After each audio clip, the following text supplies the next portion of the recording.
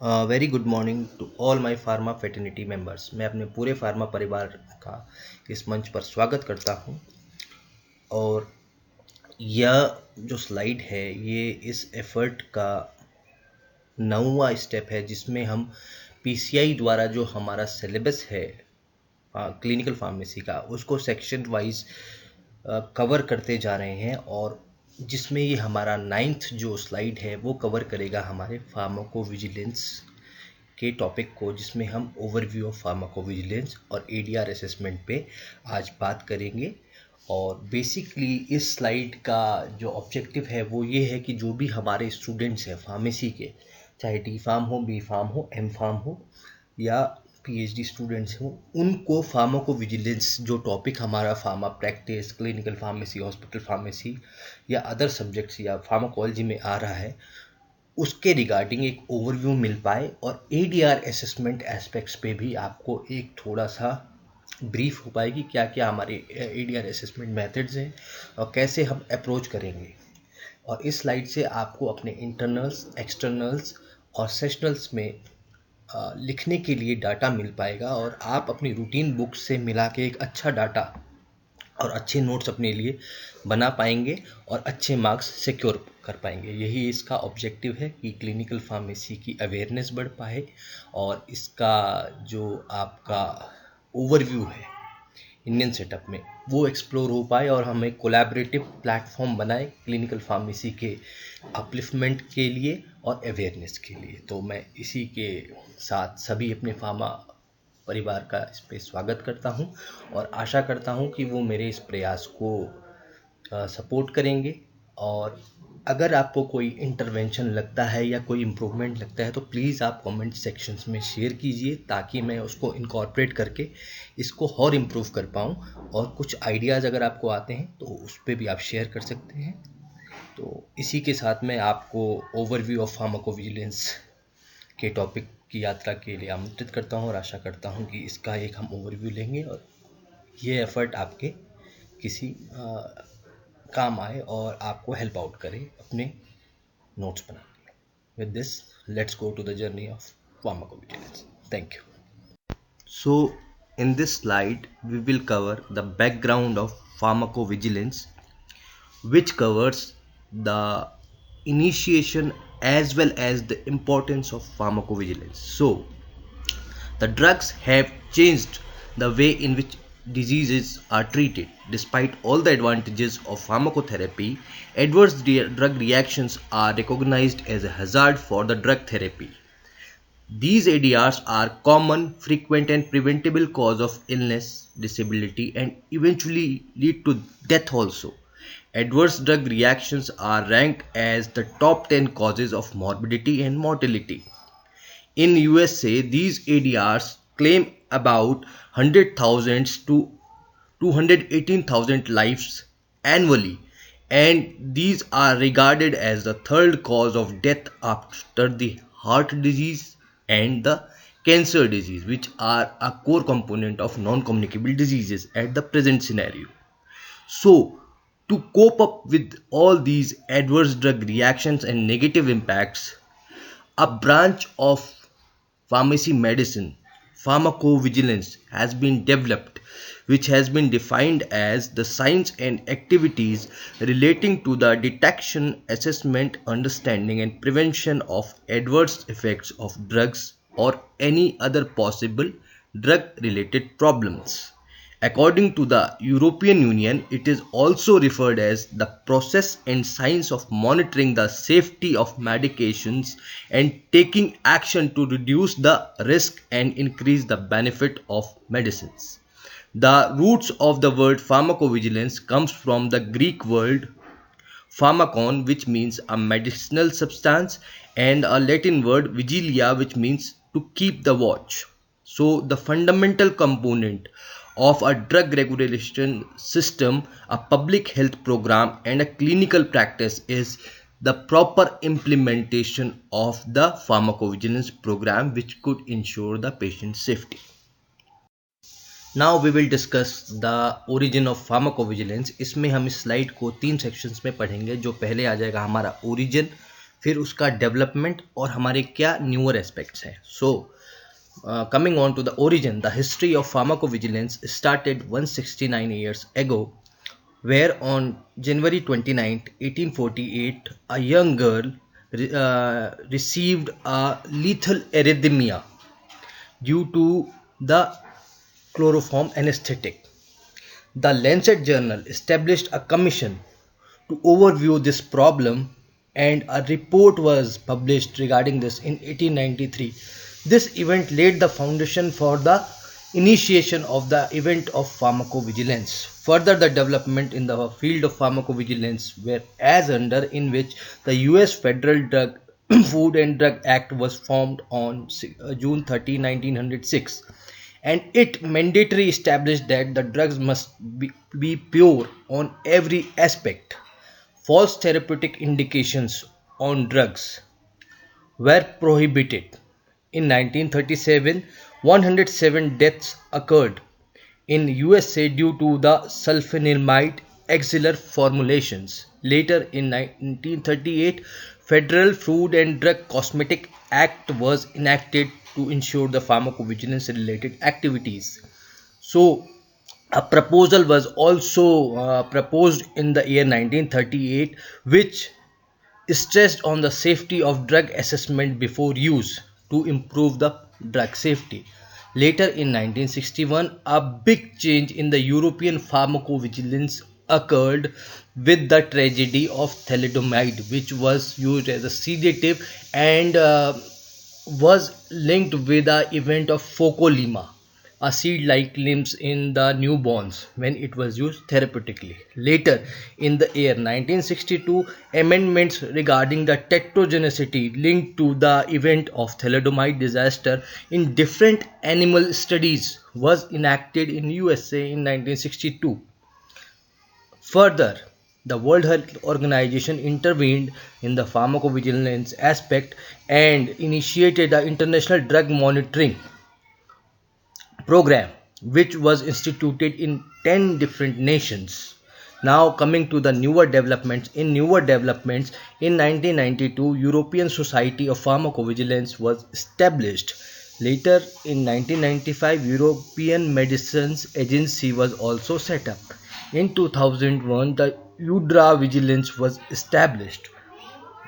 Particularly in the Indian scenario, for pharmacovigilance activities, a special program known as PVP, a pharmacovigilance program, was initiated by the government for assessing the and completing the pharmacovigilance activities in the year 2010. Later, elements of blood safety in the form of hemovigilance and materialovigilance, a newer aspect, was also added. Now in this slide we will cover the tools which are used to do the process of pharmacovigilance, and the main important process in the process of pharmacovigilance is to do causality assessment. The causality assessment is done by different methods which are devised by different agencies, which are as under. The initiative step was taken by the Swedish regulatory agency, then comes the World Health Organization. So coming to the first method, which is by the Swedish regulatory agency and is known as the Swedish method. This method evaluates the relationship based on 7 different factors. First is the temporal sequence, in which the time and the event are correlated. The next is the previous information of drug, the dose relationship with the event, the response pattern of the drug, the re-challenge, the alternative etiological candidates if available, and the concomitant drugs, the drugs which are given with the suspected ADR causing drug. And as per the classification in the method, the events are classified as probable, possible, non-accessible, or unlikely. Now the next agency which has devised a tool for casualty assessment is the World Health Organization via Uppsala Monitoring Center, and the casualty assessment method is known as WHO UMC Casualty Assessment Method, which is devised by the participating agencies or nations which initiated the step for the pharmacovigilance. In the WHO Uppsala Monitoring Center Casualty Assessment Method, there are also criteria based on which the casualty assessment is done. So there are four criteria which are as under: the time relationship between the drug and the adverse event, the absence of other competing causes like medications or related disease conditions. Up next comes the response to the withdrawal or dose reduction, which is known as D challenge, and response on the re-administration to confirm the event connection with the drug. This process is known as the re-challenge.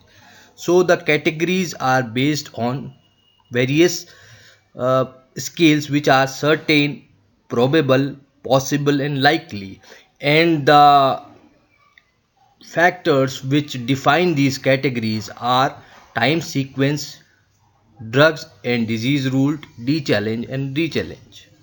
On these four criteria, the World Health Organization casualty assessment method is done. So now we will discuss the algorithmic methods of casualty assessment, in which an algorithm is used to derive for the casualty assessment outcome. So an algorithm is a problem specific flowchart which step by step through its instructions help us to arrive an answer on the casualty assessment. It is a clinical instrument in form of a questionnaire that gives detailed operational criteria for ranking the probability of graduation of an ADR which is suspected. Algorithm give structured and standardized method of assessment in a systematic approach to identify ADRs based on parameters such as time of onset of ADR, temporal sequence, previous ADR history, D-challenge and re-challenge. And there are different type of algorithmic methods, in which the most popular and widely used method is Naranjo scale. It is used to assess causality in a variety of clinical situations, and the assessment is based on different criteria which are known as definite, probable, possible and doubtful. Basically this scale consists of 10 questions, and against those 10 questions there are three sections: that yes, no or don't know aspect of these 10 question answers, and based on that we do a numbering, in which the numbering is from 0 to 10. Among that score, the 0 is doubtful, 1 to 4 ranking is possible, and 5 to 8 is probable, and greater than 9 is definite. In this way, we do the algorithmic Naranjo scale causality assessment. Now, after covering the traditional methods, we will cover some other methods used for assessment of causality in the process of pharmacovigilance. These method includes Tang-Mao's French method, Kramer-et al. Method, balanced assessment method, summary time plot, Siba-Kai method, Lupi et al. Method. In Deng-Mao French method, it is used by French regulatory agency. Kramer et al. Method. It is an algorithmic method which applies to a single clinical manifestation occurring after administration of a single suspect drug. Balanced assessment method evaluates case reports on the series of visual analog scale according to the likelihood that each criteria is fulfilled. In summary time plot method, it is proposed for industrial setting to identify patterns of ADRs. The plot summarizes the time relationship between the treatment and the possible adverse reaction which has been occurred. Now, in the other method, which is known as Ciba Guy method, the method uses a checklist consisting of 23 questions which cover the three sections, including the history of adverse reaction, patient past adverse reaction history, and monitoring physician's experience. Lastly, there is the Loopy et al. Method, which is developed to assess the teratogenic potential of drug. First sections, which are the algorithmic sections and are based on chronosemiological axis, allows the drugs to be excluded if it is implicated in the origin of abnormality. The second section is bibliographic axis, which outweighs the outcome with the bibliographic data. So in this section, along with the traditional tools used for the pharmacovigilance, we cover different methods which are employed for the pharmacovigilance. It will add on as a literature data for our sessional papers, internal papers, and the external papers, and we could write more data in our questions and could get better results in form of good marks. So now we come to the last slide, जिसमें आपके लिए right hand side पे references हैं papers के, जिनको दे go through करके आप और एक्सप्लोर कर सकते हैं फार्माकोविजिलेंस टॉपिक पे। लेफ्ट हैंड साइड पे हमारा पीसीआई का सिलेबस का सेग्रीगेशन है, जिसमें हमने सेकंड पार्ट जो हमारा क्लिनिकल फार्मेसी सर्विसेज है उसके अंतर्गत फार्माकोविजिलेंस बेसिक कॉन्सेप्ट कवर कर लिया है। इससे पहले स्लाइड में मैंने हीमोविजिलेंस भी कवर किया हुआ है और बेसिक पेशेंट मेडिकेशन हिस्ट्री वाला भी कॉन्सेप्ट हमने कवर किया है। और लास्ट में जो हमारा पॉइजन इंफॉर्मेशन सर्विसेज और drug in medicine information centre है वो भी हमने पिछली स्लाइड्स में कवर कर लिया है। तो अप्रॉक्सीमेटली हमारा 1/5 या अबव 50% डाटा जो है हमारे सिलेबस का वो हमने अपनी स्लाइड्स में कवर कर लिया है। मैं आशा करता हूँ कि ये आपको ओवरव्यू करने में और एक ब्रीफ और क्रिस्प बेसिक किसी कॉन्सेप्ट का ग्रैस्प करने में आसान एक मदद करेगा। आपके सेशनल से गो थ्रू होने से पहले आप इन स्लाइड्स को पढ़ेंगे तो आपको एक ब्रीफ ओवरव्यू मिलेगा कि हमने इस चीज़ में करना क्या, पिन पॉइंट्स करके, और ये आप मिला के अच्छे रिकॉर्ड्स बना सकते हैं, अपने लिए अच्छे नोट्स बना सकते हैं और इनको क्लब करके रूटीन बुक से आप अच्छा डाटा अपने लिए मैनेज कर सकते हैं। इसी के साथ मैं सभी का धन्यवाद करूंगा और आशा करूंगा कि मेरे आगे आने वाले प्रयासों पे भी आप मेरी सहायता करेंगे, मेरा सहयोग करेंगे।